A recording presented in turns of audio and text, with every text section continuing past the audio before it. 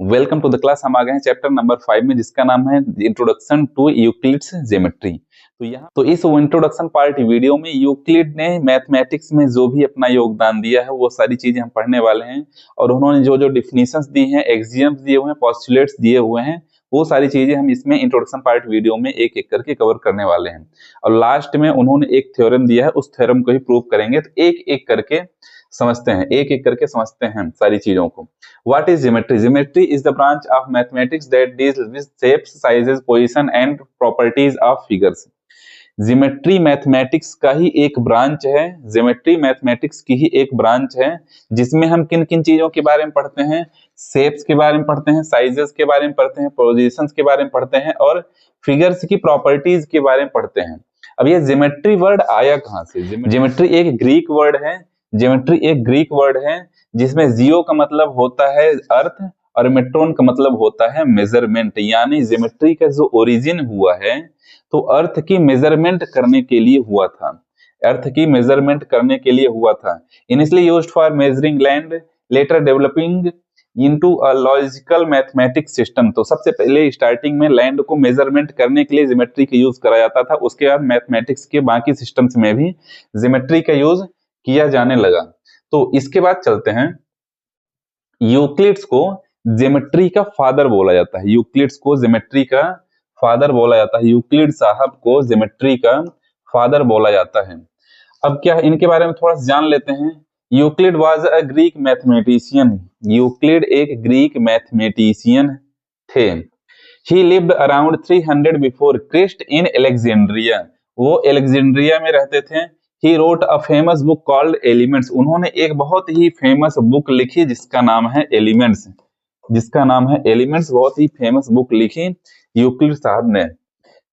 This book led the foundation of modern geometry. तो modern geometry में ये इनकी बुक जो है वह बेस है, फाउंडेशन है। मॉडर्न ज्योमेट्री के लिए यह बुक क्या है? फाउंडेशन है। Euclid's geometry is based on logical reasoning, not just measurements. तो इन्होंने जो बुक लिखी हुई है एलिमेंट, यह सिर्फ मेजरमेंट पर बेस नहीं है, यह सिर्फ मेजरमेंट पर बेस नहीं है, यह रीजनिंग, लॉजिकल रीजनिंग पर भी बेस्ड है। तो यूक्लिड साहब ने मैथमेटिक्स में क्या क्या योगदान दिया है उनके बारे में समझ लेते हैं। तो उन्होंने क्या क्या दिया है, कुछ कुछ डिफिनीशंस दी हुई हैं, एक्सियम्स दिए हुए हैं, पोस्टुलेट्स दिए हुए हैं, थ्योरम्स दिए हुए हैं। इन चारों को पढ़ने वाले हैं हम। डिफिनीशंस पढ़ने वाले हैं, कुछ कुछ डिफिनीशंस पढ़ने वाले हैं, एक्सियम्स पढ़ने वाले हैं, पोस्टुलेट्स पढ़ने वाले हैं, थ्योरम्स पढ़ने वाले हैं। तो सबसे पहले डिफिनीशन से स्टार्ट करते हैं। तो डिफिनीशन को पढ़ने से पहले कुछ चीजों को समझ लीजिए कि यह उस टाइम की बात है जिस टाइम पे बच्चे स्कूल नहीं जाते थे, ना ही स्कूल होते थे, कोई पढ़ाई नहीं करता था। तो उस टाइम पे यूक्लिड ने ये सारी डिफिनीशंस दी। जिस टाइम पे ज्योमेट्री के बारे में कोई जानता ही ना था, ज्योमेट्री का ओरिजिन ही नहीं हुआ था, उस टाइम पे उन्होंने ये सारी डिफिनीशंस दी हैं। तो उस हिसाब से इसे समझना है कि कोई कुछ भी नहीं जानता है। आप भी समझिए कि आप ज्योमेट्री के बारे में कुछ भी नहीं जानते हैं। उसके बाद समझिए, a point is that which has no part. Point ऐसा होता है जिसका कोई पार्ट नहीं होता है। पॉइंट का कोई भी पार्ट नहीं होता है। जैसे यह पॉइंट हो गया, यह पॉइंट हो गया, अलग अलग साइज का मैं बना देता हूं। यह पॉइंट हो गया, यह भी पॉइंट है, यह भी पॉइंट है, यह भी पॉइंट है। तो ये सारे पॉइंट्स हो गए, लेकिन इसका कोई पार्ट नहीं होता है। यह कैसी डिफिनीशन हुई? तो आप पूछेंगे कि यह पार्ट क्या होता है। तो आप ऐसा समझिए कि ये सारे डिफिनीशंस, इन्होंने जितने भी स्टेटमेंट्स दिए हुए हैं, यह सेल्फ प्रूवन है। यह सेल्फ प्रूवन है, इसे प्रूव करने की जरूरत नहीं है, सेल्फ प्रूवन है। तो ऐसा समझिए कि जो नंबर्स होते हैं, आप नंबर्स के बारे में जानते ही हैं। अब अगर मैं बोलूं कि आप ऐसा नंबर लिखिए जिसमें 100 डिजिट्स हो, 100 नंबर की मैं बात नहीं कर रहा हूं, 100 तो आप लिख लोगे, बट ऐसा नंबर लिखिए जिसमें डिजिट्स कितने हो? 100 हो। तो यह आपको ही पता है कि ऐसा नंबर होता है, लेकिन आप उसे लिख नहीं पाओगे। तो यह सेल्फ प्रूवन है, ऐसा नंबर होता है, आपको ही पता है, सभी को पता है कि नंबर्स ऐसे होते हैं, क्योंकि नंबर्स तो इनफाइनाइट होते हैं।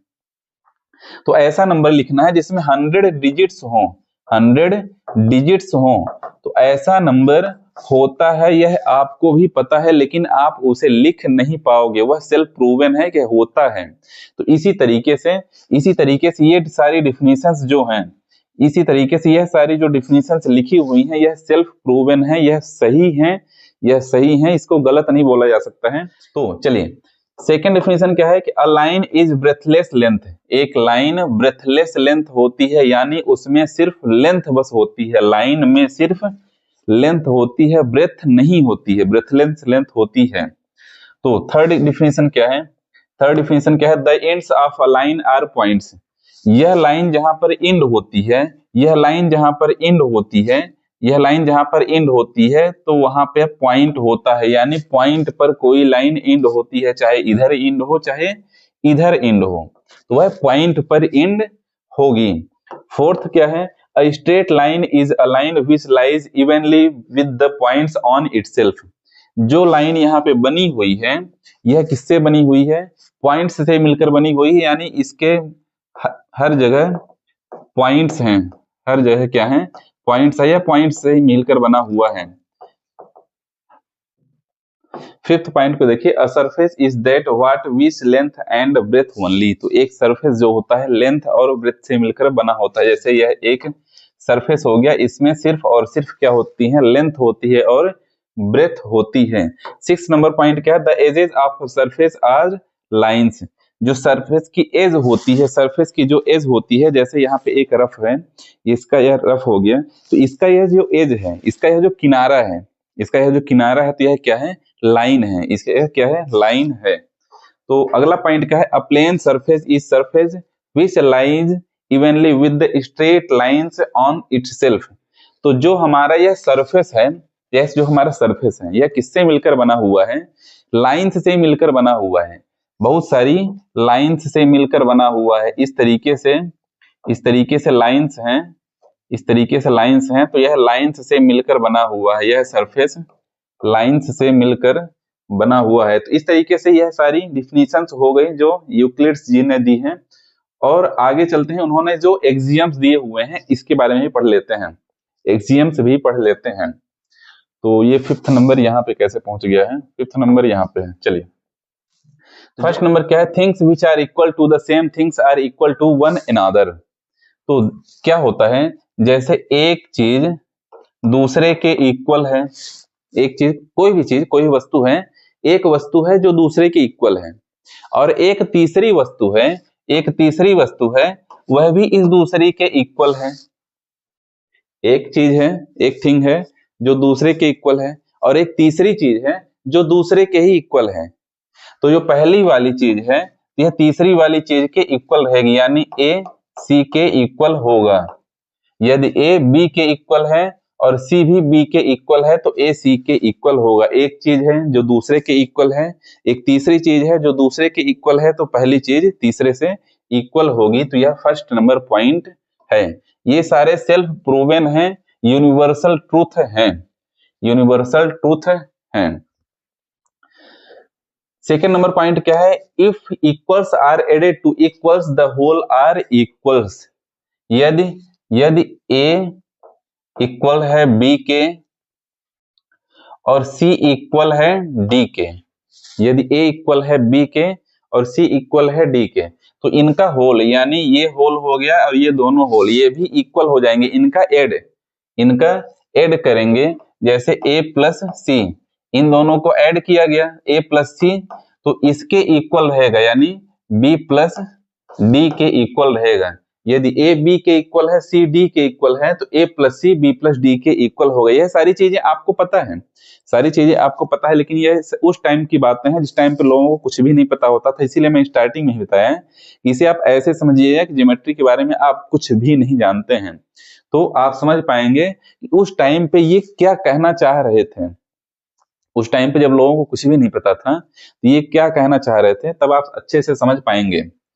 चलिए अगला पॉइंट है हमारे पास, if equals are subtracted from equals the remainders are equals.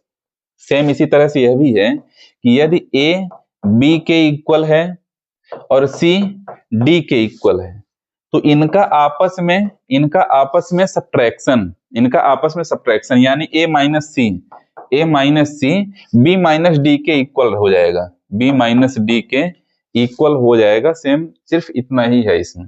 ये भी आप जानते हैं, बहुत अच्छे जानते हैं, बट यह पुरानी चीजें स्टार्टिंग में जब ज्योमेट्री स्टार्ट करी जा रही थी तो उस टाइम पे इन्होंने ये सारी चीजें बताई, उस टाइम के लिए तो यह बहुत बड़ी बात थी। फोर्थ क्या है, things which coincide with one another are equal to one another.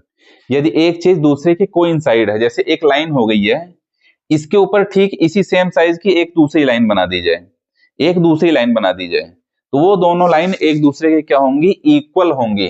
एक चीज अगर दूसरे के कोइंसाइड है तो वह भी इक्वल हो जाएगी। ये फोर्थ पॉइंट हो गया। फिफ्थ पॉइंट यहां से स्टार्ट किया गया है, यहां से है बाय मिस्टेक। तो क्या है, the whole is greater than the part. The whole is greater, the whole is greater, कोई भी चीज है, कोई भी थिंग है, उसका एक टुकड़ा अलग कर दिया जाए, उसका एक टुकड़ा अलग कर दिया जाए, तो यह जो होल पार्ट है, यह होल पार्ट है, तो इस छोटे वाले पार्ट से हमेशा बड़ा होगा। फॉर एग्जांपल ऐसा समझिए कि यह एक कोई बड़ा सा पत्थर हो गया, फिर कोई भी चीज हो गई, इसका एक छोटा सा पार्ट, यह छोटा सा पार्ट इससे अलग कर दिया जाए, इससे अलग कर दिया जाए, तो यह इससे अलग कर दिया गया, यह इससे अब अलग कर दिया गया, यह हो गया, अलग कर दिया गया, तो यह क्या होगा, हमेशा बड़ा होगा, किससे, अपने इस पार्ट से। तो किसी भी बड़ी चीज से एक छोटी सी चीज को अगर अलग कर दिया जाए तो यह क्या होगी, होल पार्ट बड़ी होगी। 6 नंबर है, things things which are double of the same things are equal to the other. यदि किसी भी चीज को यदि किसी भी चीज को यदि किसी भी चीज को डबल कर दिया जाए, कोई भी चीज है उसे डबल कर दिया जाए, तो दो चीज हो गई, कोई भी चीज आपके पास है उसका डबल कर दिया जाए तो वह क्या हो जाएंगी, अलग अलग हो जाएंगी, दो चीज हो गई, तो वो दोनों एक दूसरे के इक्वल होंगी।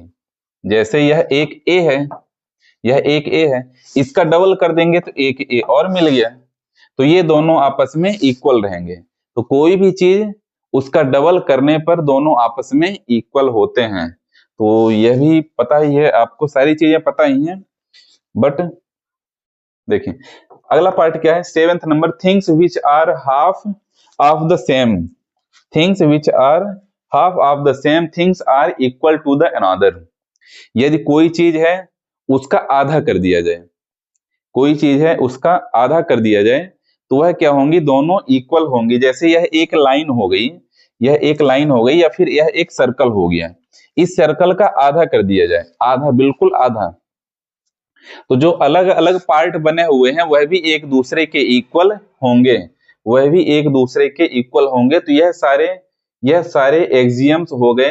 अब चलते हैं पोस्टुलेट को समझते हैं, पोस्टुलेट को समझते हैं।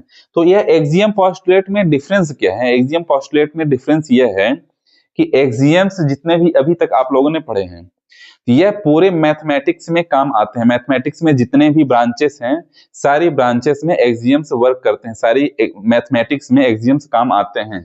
लेकिन यह जो पोस्टुलेट्स हैं यह सिर्फ और सिर्फ ज्योमेट्री में होते हैं। पोस्टुलेट सिर्फ और सिर्फ ज्योमेट्री ब्रांच के लिए है। मैथमेटिक्स की जो ब्रांच है ज्योमेट्री, तो पोस्टुलेट सिर्फ ज्योमेट्री ब्रांच के लिए है। और एक्सियम्स क्या है, मैथमेटिक्स की जो बाकी अदर ब्रांचेस हैं, मैथमेटिक्स में जो भी चीजें आप पढ़ते हैं वो सभी में एक्सियम्स आते हैं, लेकिन पोस्टुलेट सिर्फ ज्योमेट्री में आता है। आप पढ़ेंगे तो समझ में आ जाएगा कि ज्योमेट्री के पार्ट है या नहीं। अभी तक जो चीजें पढ़े हैं तो आपको समझ में आया होगा कि ज्योमेट्री के पार्ट नहीं है, लेकिन अब समझ में आएगा कि ज्योमेट्री है या नहीं है। A straight line may be drawn from any one point to any other point.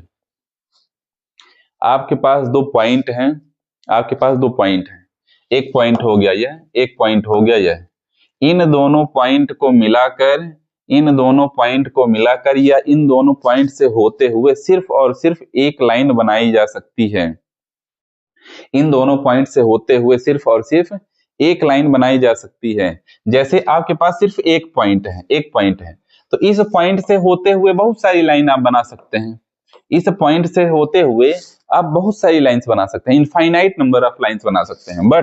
But अगर आपके पास सिर्फ दो पॉइंट है, एक पॉइंट यहाँ पे है, एक पॉइंट यहाँ पे, एक पॉइंट हो गया ए, एक पॉइंट हो गया बी, तो ए पॉइंट और बी पॉइंट से होते हुए सिर्फ और सिर्फ एक लाइन बनाई जा सकती है। तो यह हो गया first number postulate. Second postulate को देखते हैं, a terminated line can be produced indefinitely. कोई भी लाइन है, लाइन नहीं है, टर्मिनेटेड लाइन जो आप जिसको बोलते हैं लाइन सेगमेंट, लाइन सेगमेंट, जैसे यह लाइन सेगमेंट हो गया तो इस लाइन सेगमेंट को इस तरफ आगे साइड भी प्रोड्यूस करा जा सकता है और पीछे साइड भी प्रोड्यूस किया जा सकता है। इस लाइन को आगे भी बढ़ाया जा सकता है और पीछे भी इंडेफिनेटली बढ़ाया जा सकता है। तो इस लाइन सेगमेंट को आगे साइड भी बढ़ाया जा सकता है, आगे साइड भी प्रोड्यूस करा जा सकता है और पीछे साइड भी प्रोड्यूस करा जा सकता है। सेकंड नंबर पोस्टुलेट हो गया। थर्ड पोस्टुलेट को देखते हैं। A circle can be drawn with any centre and any radius. तो आपके पास यदि सेंटर है, रेडियस है तो आप सर्कल बना सकते हैं। कोई सेंटर है, कोई रेडियस है तो आप सर्कल बना सकते हैं। फोर्थ पोस्टुलेट क्या है? All right angles are equal to another. जितने भी राइट एंगल्स होते हैं वो सारे एक दूसरे के इक्वल होते हैं। होंगे ही इक्वल, क्यों नहीं होंगे? जैसे यह एक हो गया राइट एंगल, यह एक राइट एंगल हो गया 90 डिग्री का, एक यह राइट एंगल हो गया, यह भी 90 डिग्री का है, एक यह राइट एंगल है, यह भी 90 डिग्री का है। तो 90 डिग्री के सारे राइट एंगल आपको पता ही है कि 90 डिग्री के ही होते हैं, तो सभी 90 डिग्री के ही एंगल्स हैं, तो ये सारे आपस में इक्वल होंगे। तो इसीलिए लिखा हुआ है ऑल राइट एंगल्स, सभी राइट एंगल्स एक दूसरे के इक्वल होते हैं। फिफ्थ पोस्टुलेट क्या है? If a straight line falling on two straight lines makes the interior angles on the same side of it taken together less than two right angles, then two straight lines if produced indefinitely meet on that one side which the sum of angles is less than two right angles. Two right angle means होता है, two right angles means होता है 180 degree. एक right angle 90 degree, two right angle 180 degree, तो two right angles. तो इसे समझ लेते हैं, इसे समझते हैं यहाँ पे, इसे समझते हैं यहाँ पे, समझते हैं कि यहाँ पे एक दो लाइन है, एक दो लाइन है और एक तीसरी लाइन इन दोनों को इस तरीके से इंटरसेक्ट कर रही है। एक तीसरी लाइन है जो इन दोनों को इस तरीके से इंटरसेक्ट कर रही है। तो इसके इंटीरियर एंगल्स यह होगा, एक यह होगा, यहाँ पे एक बनेगा, यहाँ पे ये सारे इंटीरियर एंगल्स हो गए, एंगल 1, एंगल 2, एंगल 3, एंगल 4, तो ये चार एंगल हो गए। तो यहाँ पे आपको पता ही है कि एंगल 2 और एंगल 3, एंगल 2 और angle 3, angle 2 plus angle 3 180 degree से कम है। एंगल 2 और एंगल 3 180 डिग्री से कम है, 180 डिग्री से कम है। तो यहाँ पे फिफ्थ नंबर के पोस्टुलेट में क्या है कि जिस साइड के इंटीरियर एंगल्स का सम 180 डिग्री से कम होगा तो उधर ही की लाइन, उधर साइड की ही लाइन आगे जाकर एक दूसरे को इंटरसेक्ट करेंगी। तो आगे जाकर इधर ही की लाइन, इधर साइड की, जिधर के दोनों एंगल, जिधर के दोनों इंटीरियर एंगल 180 डिग्री से कम होंगे, 180 डिग्री से कम होंगे, तो उधर की दोनों लाइन आपस में आगे जाकर एक दूसरे को इंटरसेक्ट करेगी। तो ये पोस्टुलेट नंबर 5 का सिर्फ इतना ही मतलब हो गया। अब चलते हैं, एक जो थ्योरम है, थ्योरम को देख लेते हैं। Theorem 5.1 two distinct line can not have more than one point in the common. तो यदि दो अलग अलग लाइंस हैं, ये दो अलग अलग लाइंस हैं, तो उन दोनों का कॉमन पॉइंट सिर्फ एक हो सकता है, एक से ज्यादा कॉमन पॉइंट नहीं हो सकता है। तो इसे पहले मैं समझा देता हूं, यहाँ पे समझा देता हूं। जैसे देखिए दो अलग अलग लाइंस कैसे कैसे हो सकती हैं। एक ऐसे हो सकती है कि जो दोनों पैरेलल हो, और पैरेलल होंगी तो एक दूसरे को इंटरसेक्ट ही नहीं करेंगी, कभी पैरेलल होंगी तो एक दूसरे को कभी इंटरसेक्ट ही नहीं करेंगी। दूसरी कंडीशन क्या है कि हमारी लाइन एक इस तरीके से बन सकती है, यह दोनों एक दूसरे के पैरेलल नहीं है, ये दोनों एक दूसरे के पैरेलल नहीं है, लेकिन एक दूसरे को एक पॉइंट पर इंटरसेक्ट करेगा, यह आपको पता है। तो आप मान लीजिए ये दोनों लाइन एक दूसरे को दो पॉइंट पर इंटरसेक्ट करेंगी। इसे प्रूव करने के लिए मान लीजिए कि दो पॉइंट पर इंटरसेक्ट करेंगी। तो जैसे ये एक पॉइंट है, एक पॉइंट है बी, और ये लाइन में एक पॉइंट सी है, एक पॉइंट इसका है डी, ए बी लाइन हो गई, सी डी लाइन हो गई। तो ये दोनों लाइन एक दूसरे को दो पॉइंट पर इंटरसेक्ट करती है, आपने अभी माना है, दो पॉइंट पर इंटरसेक्ट करेगी, आपने अभी माना है। लेकिन हमने एक्सियम्स में क्या पढ़ा था, फर्स्ट नंबर के एक्सियम्स में क्या पढ़ा था कि दो पॉइंट से होते हुए सिर्फ और सिर्फ एक लाइन बनाई जा सकती है। दो पॉइंट से होते हुए सिर्फ और सिर्फ एक लाइन बनाई जा सकती है, एक्सियम 1 में आपने पढ़ा था। अभी पढ़ा है एग्जाम 1 में, 2 पॉइंट से सिर्फ और सिर्फ एक लाइन बनाई जा सकती है। तो देखिए यहाँ पे कि यहाँ पर देखिए कि पॉइंट ए और पॉइंट बी हो गया, पॉइंट ए और पॉइंट बी से होते हुए एक लाइन बन गई। अब इन दोनों पॉइंट से होते हुए दूसरी लाइन नहीं जा सकती है, सिर्फ एक ही लाइन जा सकती है। जैसे अगर आप चाहिए कि पॉइंट सीडी जो लाइन है इन दोनों पॉइंट से होकर जाए, तो ऐसा पॉसिबल नहीं है। कौन से एग्जाम से? एग्जाम नंबर 1 से। यानी जो सीडी लाइन है इसे सिर्फ एक ही पॉइंट पर कट कर सकती है, एक ही पॉइंट पर इंटरसेक्ट कर सकती है।